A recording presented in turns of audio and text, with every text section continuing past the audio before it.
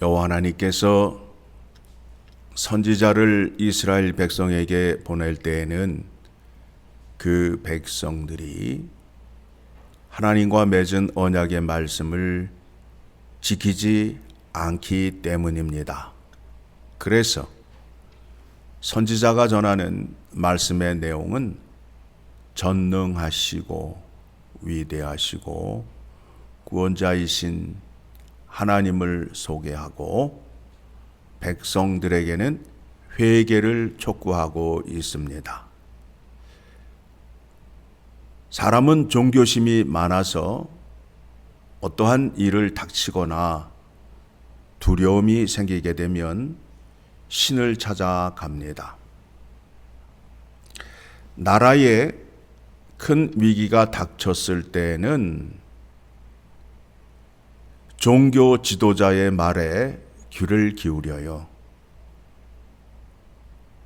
반면에 작은 일을 당하였을 때는 동네 점집이나 무당을 찾아간다라는 겁니다.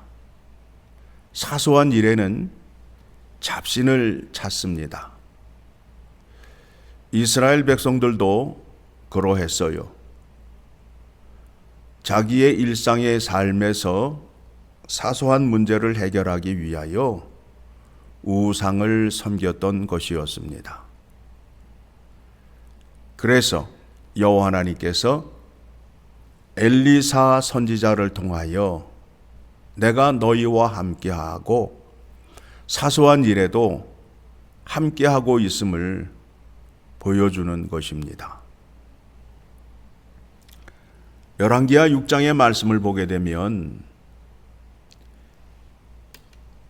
엘리사의 선지 생도들이 거주하는 집이 작아서 집을 짓기 위하여 요단강 건너편으로 가서 도끼질을 하다가 도끼가 물에 빠지게 되었습니다. 그때에 엘리사가 나뭇가지를 던져서 돌도끼를 떠오르게 하는 장면이 나오는 것입니다. 이 사건을 통해서 이스라엘 백성에게 여호와 하나님의 능력이 자연의 법칙을 초월하고 사소하고 작은 일에도 간섭하고 계심을 보여주기 위한 것입니다. 여러분 한번 생각해 보시죠. 쇠 도끼가 물에 빠졌는데 물 위로 뜰 수 있어요? 없지요.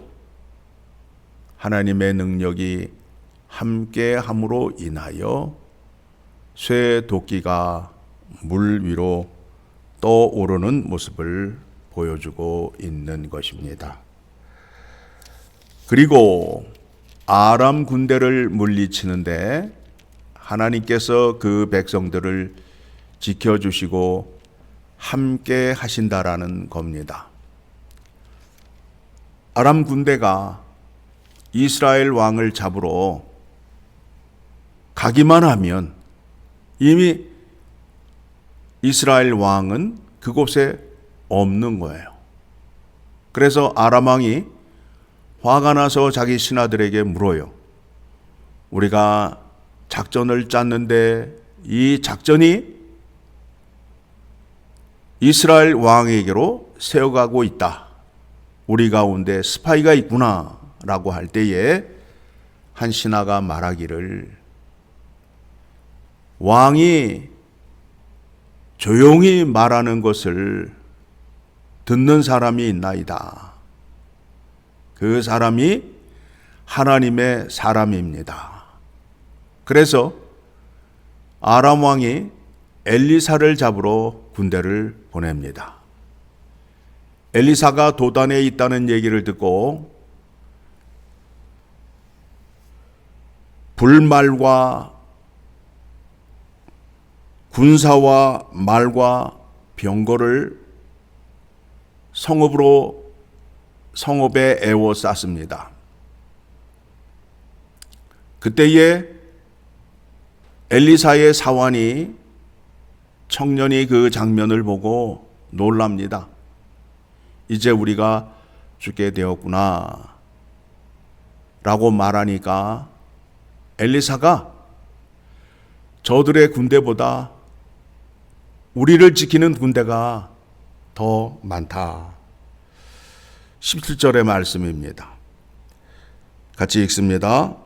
기도하여 이르되 여호와여 원하건대 그의 눈을 열어서 보게 하옵소서 하니 여호와께서 그 청년의 눈을 여심해 그가 보니 불말과 불병거가 산에 가득하여 엘리사를 둘렀더라.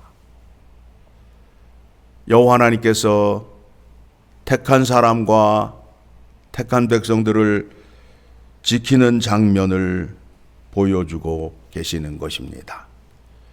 전지전능하신 하나님이심을 백성들에게 보여줌으로 인하여 이제 너희가 우상을 섬기던 것들을 다 버리고 여호와 하나님에게로 돌아오라 라는 회개를 촉구하는 말씀입니다. 그들의 눈을 어둡게 하여 그들을 사마리아 땅으로 데리고 갑니다. 그곳에서 그들이 눈을 떴을 때 깜짝 놀라지요. 이스라엘 왕이 이들을 치리까? 엘리사의 말이 치지 말라. 그들에게 먹을 것을 주고 물을 마시게 해라. 그런 다음에 그들을 돌려 보내는 내용이 23절까지의 말씀의 내용입니다. 24절부터는 이스라엘 백성들의 재앙입니다. 어떤 재앙이냐 하면 먹을 것이 없어요. 가뭄이 들었어요.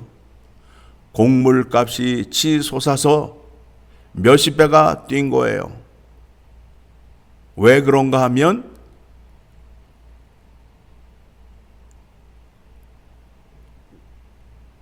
적군이 사마리아를 애워싸움으로 인하여 아람의 군대가 사마리아를 애워싸움으로 인하여 이들이 밖에 나아가 농사를 지을 수 없고 음식을 구할 수 없음으로 인하여 어떤 일이 일어나느냐 하면 자기가 낳은 자식을 먹게 됩니다. 두 여인이 말하기를 오늘은 내 아들을 삶아 먹고 내일은 네 아들을 삶아 먹자 하고 약속을 하였는데 그 다음날 그 여인이 자기 애들을 감춤으로 인하여 그 불만을 가진 그 여인이 왕 앞에 나와서 왕에게 배고픔을 호소하고 있습니다. 그때에 그 말을 들은 왕이 엘리사를 잡으려 합니다. 왜 그럴까요? 여호와 하나님께 기도하여서 이 백성들에게 먹을 것을 주어야 하는데 백성들이 굶주리고 굶어 죽는 것이 엘리사 때문이라고 그 책임을 전가하고 있는 것입니다. 그런데 그 문제는 엘리사의 책임이 아니라 이스라엘 왕과 이스라엘 백성들의 책임이라는 것을 깨달아야 된다라는 겁니다. 이와 같은 재앙은 이미 약속된 재앙입니다. 약속 가운데 있는 재앙입니다. 신명기 28장 53절의 말씀을 보게 되면 신명기 28장 53절의 말씀, 이 백성이 불순종을 하게 되면 어떤 일이 있는지 같이 읽습니다. 내가 적군에게 애워싸이고 맹렬한 공격을 받아 곤란을 당함으로 내 하나님 여호와께서 내게 주신 자녀 곧 내 몸의 소생의 살을 먹을 것이라. 저주 가운데에 이미 약속이 되어 있는 것입니다. 그렇다면 지금 이스라엘 백성들이 당하는 이 고통은 무엇 때문에 당하는 것입니까? 하나님과 맺은 언약의 말씀을 지키지 않음으로 인하여 이와 같은 고통을 당하고 있다라는 겁니다. 우리가 하나님과 언약의 백성이 되는데 예수 그리스도를 통하여 언약의 백성이 되었어요. 그 언약의 말씀을 잘 지켜 행하여야 된다라는 겁니다. 그 말씀을 지키지 않게 되면 약속된 재앙이 내릴 수밖에 없다라는 겁니다. 요한계시록을 보게 되면 7교회가 등장을 합니다. 자, 요한계시록으로 가봅니다. 7교회를 가게 되면 7교회가 어떤 교회인지 우리가 알기를 원합니다. 그런데 그 말씀의 내용이 무슨 내용으로 되어 있느냐면 회개를 촉구하는 내용으로 되어 있어요. 자, 2장 4절의 말씀을 보게 되면 에베소 교회를 책망하는 내용으로 되어 있는데 그들이 첫사랑을 버렸대요. 4절, 그러나 너를 책망할 것이 있나니 너는 처음 사랑을 버렸느니라. 그러므로 어디서 떨어졌는지를 생각하고 회개하여 처음 행위를 가지라. 만일 그리하지 아니하고 회개하지 아니하면 내가 내게 가서 내 촛대를 그 자리에서 옮기리라. 뭘 촉구하고 있어요? 회개를 촉구하고 있어요. 계시록에 나오는 7교회를 향하여 회개를 촉구하는 말씀으로 되어 있다라는 겁니다.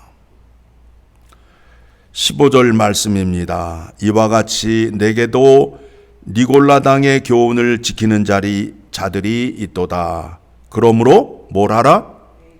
회개하라. 그리하지 아니하면 내가 내게 속히 가서 내 입의 검으로 그들과 싸우리라. 3장 3절, 그러므로 네가 어떻게 받았으며 어떻게 들었는지를 생각하고 지켜 회개하라. 만일 일깨지 아니하면 내가 도둑같이 이르리니 어느 때에 내게 이르는지 내가 알지 못하리라. 하나님의 말씀을 지키지 않는 것에 대하여 회개를 촉구하고 있다라는 것을 기억하셔야 됩니다. 하나님은 죄 있는 자를 만나주시지 않아요. 회개하고 깨끗하고 정결한 자를 만나주시기 위하여 우리에게 중보자가 되시는, 구원자가 되시는, 영원한 대제사장이 되시는 예수 그리스도를 주셨음을 기억하시고, 말씀을 기억하시고 말씀에 불순종하였을 때 주님 앞에 나아가 회개하는 지혜로운 신자들이 되기를 다 소망합니다.